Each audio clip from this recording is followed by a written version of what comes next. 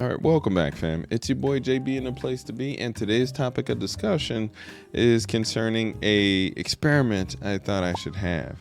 Right, plenty of technicians had plenty of perspectives and advice on how to best handle a popsicle, and this video is just going to go into a few of the options we have while in the field as to quickly deal with a frozen enclosure. All right, so let's get started. All right, so to get started, we got our propane tanks. We got a set of two for redundancy. We also have a hot plate and a 2-quart saucepan. Yep. We have a big ass jug of water here. All right, you're gonna need water to form this experiment, right? And to round things out, we have our Drill Master 1200 watt heat gun. We have 3 test enclosures here, Comscope B-type cases filled to the brim that I froze over the weekend. These boys are rock solid. So right now we're warming them up. We want to heat up the sides because when ice expands, it pushes on the sides. So we're gonna heat up this water. This is the first of many pots we're gonna use. We see that bitch is going. See that boy is going. All right, we're gonna need hot water for this. So I've chosen to go with these 3 pieces of equipment because they're widely known as reliable means of handling a frozen enclosure, right? We have our hot plate, we have a torch, and a heat gun, all easily accessible, very much affordable by any technician. And we're gonna see which one is most effective in handling a frozen enclosure. Okay. All right, so let's continue. All right, so to get started, we have a tote partially filled with snow. I just brought it in from the outside. We have a frozen enclosure here, and we also have our heater going. So I got started, just dumped the rest of the water in there. Why not? I can get more. But here, we're trying to free up the sides of this enclosure, okay? Just dumping all the hot water down on there. Scooping even more. Just trying to free up the ice from the sides of the enclosure. Got my little mallet here. It's a dead blow hammer. It's got a rubber mallet on one side and dead blow on the other side. So right here, all of my efforts were fruitless, so I decided to turn to the torch to get started with, right? Again, just heating up the sides to free up the enclosure. Ice is pushing on all the sides. This is the hugest problem that we're gonna have while dealing with this stuff in the field. Is how do you open it up? Now, to just get started, right? Plenty of technicians, plenty of people would just say, hey man, dip the whole thing in water. All right, now I don't know if you can tell how deep that tote is, but that thing's almost 2.5 feet tall. That enclosure is very large, right? So where are you gonna get enough water? Truth be told, you can use snow. If you have a just so much snow in the area, you can just melt the snow into a container, heat up the snow. Problem solved, right? But that's not something we'll see consistently in the field. So here, managed to get this whole thing out intact. We can see small fissures. We can see small cracks here from me banging on it. So we have an entire enclosure to work with, a intact popsicle, as it were. So here we are.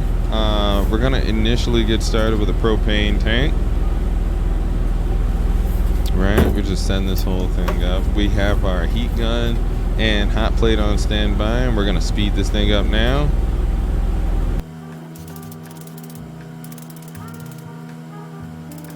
Yeah. Decided to start off with the torch at the very beginning because using the torch, you're gonna get a moderate,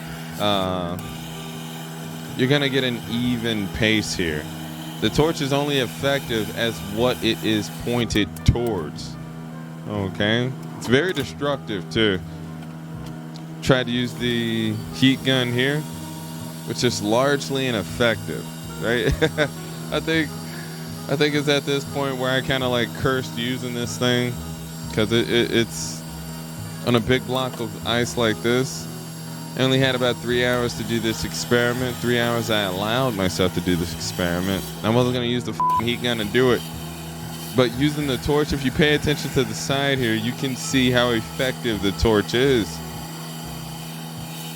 You get good results. But again, the torch is destructive, which we'll go into later on.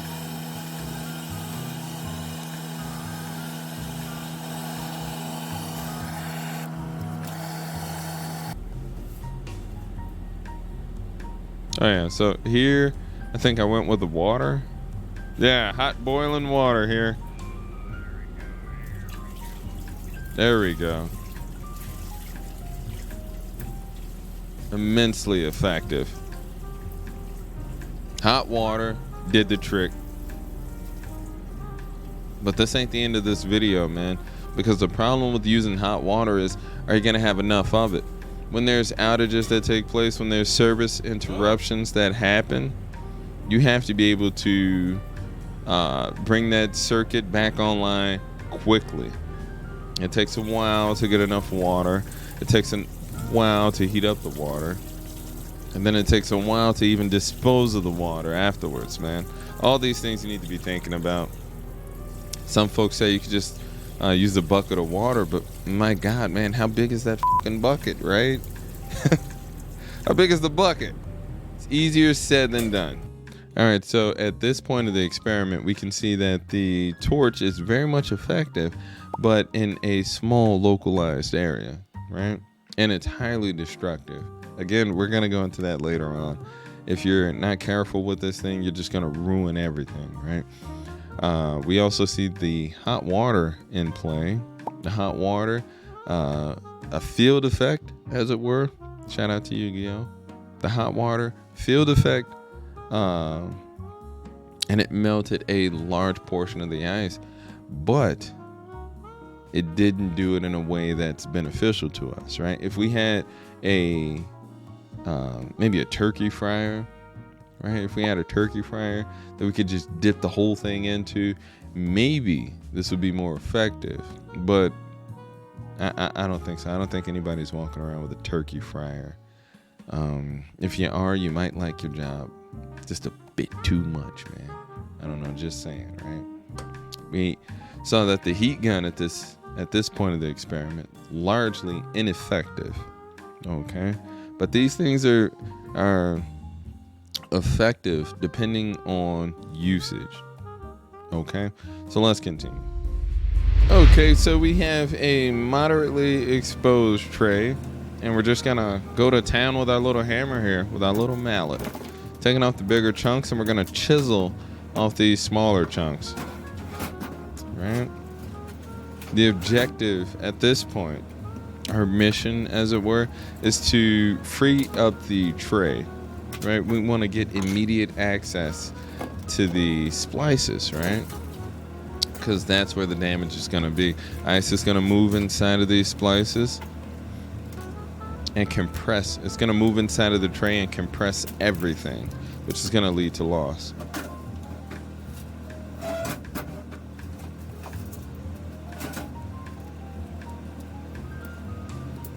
We don't need the hold down Velcro. Just cut that off. Cover the tray. We got a big block of ice on the inside. We're good to go to move forward with this experiment.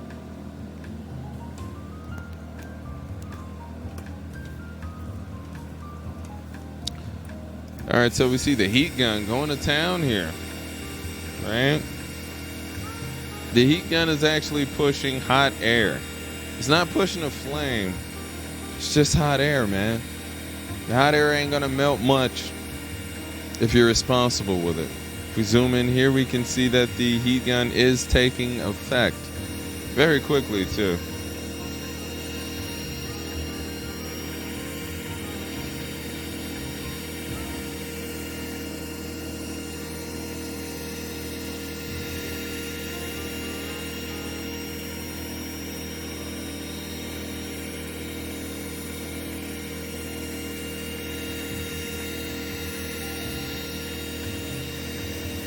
So we can see that some of the fibers are becoming free. Okay, so we have progress.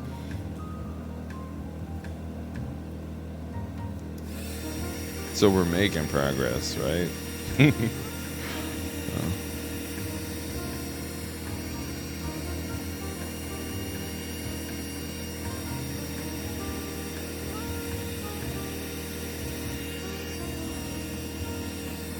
I call this the chisel technique. It has served me well. So we're just trying to free it. Free up the fibers. That way we can dry them out.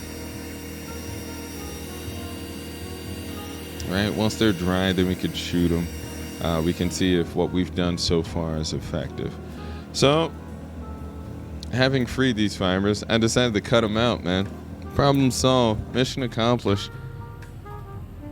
Now we can move on to the next phase of our experiment. We can see just how destructive the torch is to bare fiber.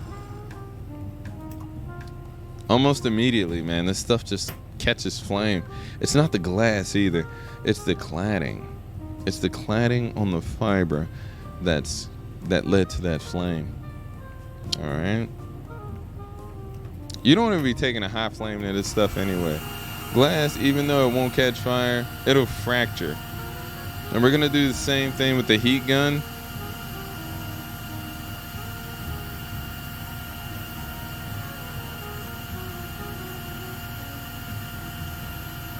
And we're just going.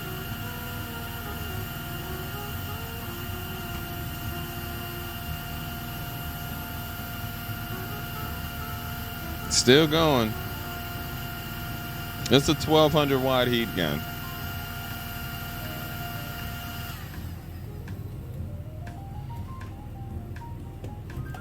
Yeah.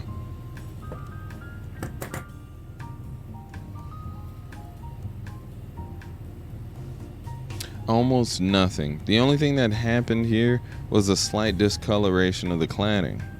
That's it. That's it. We got our red turning into orange. We got our red going to yellow as well. We see our violet turning into aqua. Yeah, we see our aqua turning into light blue. And we see our yellow turning no, that's the rose turning into a pale yellow.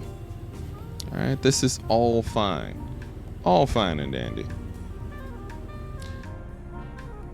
All right, so here is just another case that I found. I told you that in the winter, man, these things become more and more common, right? So we have a chunk of ice in the tray, as well as affecting a buffer tube and a ribbon of bare fiber towards the end of the case.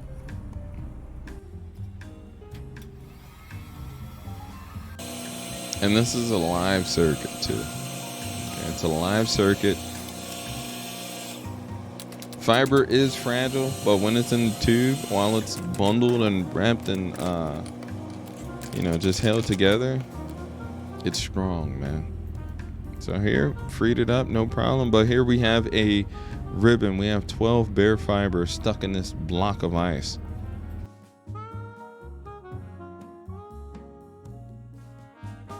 That takes us to the end of the video. If your initial problem was a frozen enclosure top to bottom, if there was an opportunity for you to submerge the entire case in boiling water, hot water as it were, you should do that, right? It's the most effective initially. To expose the bare tubes, to partially expose the trays and the basket, use a torch. We saw how effective that was, right? There you go. But to free up the bare individual fibers, you can use my chisel technique. Not all that reliable though. Or you could just use the heat gun. Let me know what you think, man. Go ahead and hit that subscribe button. All right. Thanks for joining us. And you guys have a nice one. Peace.